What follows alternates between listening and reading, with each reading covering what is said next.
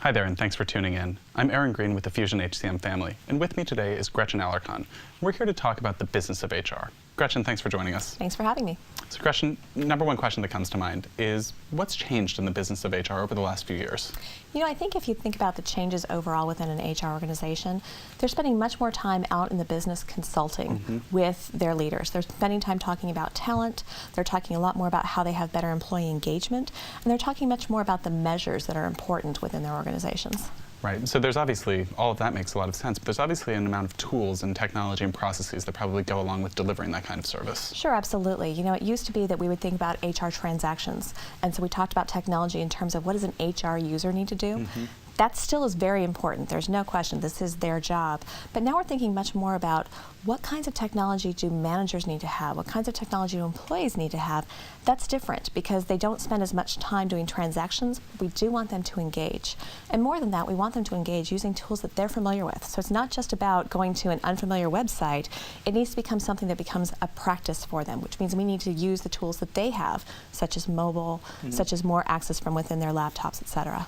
So Gretchen, what's the role of business intelligence, and how does that really factor into how an HR organization can perform? You know, if you think about HR, in the past, they focused much more on HR measures. How many people did I hire? In what time frame? And I think what they're being asked to do now is very different. They're asked to talk about those things still because those are important HR measures of efficiency. But what they're being asked to do now is provide much more information to the management team and the leadership team around the metrics that really matter to them. What is the performance of my organization? Who are my top performers? Where did they come from? How do I replicate that success? And then even looking further forward and saying, what could happen in my organization? Who might be at risk of leaving? How could I predict someone's going to be a top performer? So it's a very different approach to business intelligence than it was 5 years ago. Well, so that probably plays quite a bit into where the business of HR is actually going in the next 5 years. Absolutely. I think that what we're going to see more and more of is instead of people thinking about HR as the planners of the picnics and the people who are engaging with people, they'll still be doing a lot of engagement work, but rather than thinking about it purely about compliance, there'll be much more of a focus on how do I engage my employees? How do I help them increase their productivity? And how do I make sure that as an organization, we are looking at our talent not just for today, but what do we need to have in the next 2, 5, and on years? And are we promoting and retaining the right people within our organizations? Right, that makes sense. So Gretchen, we've talked about the world of HR changing. What about the role of HR within this new world?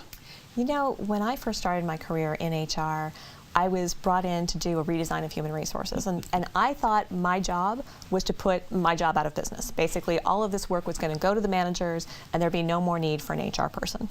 And having seen how this has changed over my career, I think there is still a very specific need for HR professionals in an organization. They're the ones who are not only tasked with looking at the day-to-day things like, did the payroll go out on time? Are we recruiting? But they're also looking at how do I work more with employee engagement, and how do I take a look not at what our company is trying to achieve just right now, but what are our strategies, and what people are we bringing in, and how are we making sure we're retaining and enhancing the quality of our workforce in terms of abilities, in terms of our execution. And that's something that really is an HR task that's very different from what a manager does. So I actually think the role of HR is going to continue to be even more strategic. So just much more of an ongoing partnership with the line of business. Ongoing partnership, and again being that consultative role, which I think is something that a lot of HR people have been aspiring to. Last question for you, but what advice do you give to your HR colleagues as they're planning out their HR and HCM roadmaps? I think that a couple things they need to think about from an HR and HCM roadmap. First and foremost is identifying what the business is trying to accomplish. There are definitely going to be things that HR as an organization wants to work on, but they'll have much more success if those are aligned with where the business is trying to go. What is your organization trying to achieve, and what are the HR strategies that need to be there in order to enable them? And then what technology is going to be needed to help you be successful in enacting those strategies. Right, and I'd imagine the technology vendor is equally important as well. Definitely. If you start thinking about those longer term engagements, you're not talking about just buying the software today, although there is probably a specific need that is leading you to do an assessment.